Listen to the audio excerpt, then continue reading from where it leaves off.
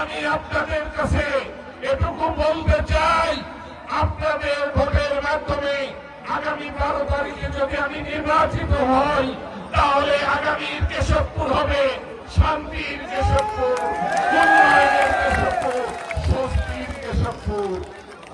প্রিয় ভাই ও বোনেরা, আমি বিশেষ করে সনাতন ধর্মের ভাই ও বোনদের উদ্দেশ্যে বলতে চাই, আপনারা অনেক সময় অনেক কিছুতে ভীত হন, আপনারা ভীত হবেন না। আমরা সবাই এই দেশের সন্তান, এই দেশের জন্মগ্রহণ করেছি, এই দেশের মাটি ও মানুষের সাথে আমাদের সকলের আত্মার সম্পর্ক।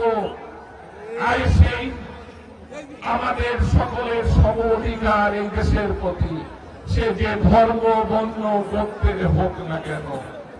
আমি আপনাদের আশ্বস্ত করতে চাই, আপনারা আমাকে নির্বাচিত করলে আমি এই কেশবপুরকে শান্তির কেশবপুর প্রতিষ্ঠিত করব, আপনাদের নিরাপত্তা বিধান করব। পাশাপাশি আমি এই দলিত সম্প্রদায় ভাই, মতুয়া সম্প্রদায়ের ভাইদের সাথে নিয়ে আমি শান্তির কেশবপুর গঠন করব ইনশাআল্লাহ। আমি সন্ত্রাসমুক্ত কেশবপুর করতে চাই, আমি চাঁদা মুক্ত কেশবপুর করতে চাই, দখল মুক্ত কেশবপুর করতে চাই। সালিশ বিচারের নামে মানুষের হয়রানি করতে আমি দিব না। আমি উন্নয়নের কেশবপুর করতে চাই। আমি আপনাদের উদ্দেশ্যে বলতে চাই, আমাদের জলাবদ্ধতা কেশবপুর একটা মরণ বেদি হয়ে দাঁড়িয়েছে। এই জলাবদ্ধতার কাছে আমাদের কেশবপুরকে আগামী দিন আমি জলাবদ্ধতা মুক্ত একটি কেশবপুর উপহার দিতে চাই। এই জলাবদ্ধতা সহ মাদক মুক্ত কেশবপুর উপহার দিতে চাই। প্রিয় ভাই ও বোনেরা, সেই কারণে আমি আপনাদের কাছে উদাত্ত আহ্বান জানাতে চাই, আপনারা আগামী 12 তারিখের এই নির্বাচনে আপনারা আমাকে ভোট দিবেন এবং জয়যুক্ত করবেন।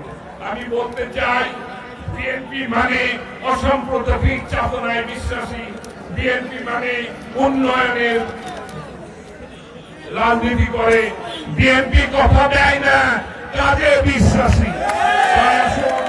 আমরা একটি নিরাপদ কেশবপুর, কর্মসংস্থান মুক্ত কেশবপুর, ন্যায় মানবিক ভিত্তিমূলক কেশবপুর করতে চাই।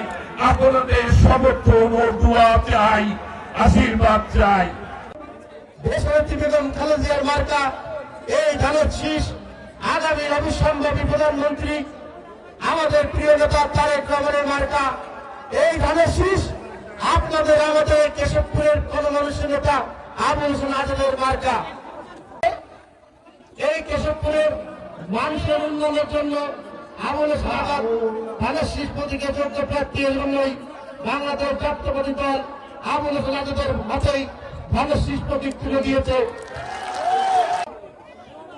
আমি আপনাদের কাছে অনুরোধ করব, আগামী 12ই ফেব্রুয়ারি আপনারা সকলে ফজরের নামাজের পরেই আপনারা ভোট কেন্দ্রে যাবেন এবং ধানের শীষের প্রতীকে ভোট দিয়ে ধানের শীষ প্রতীককে বিজয় করবেন ইনশাআল্লাহ।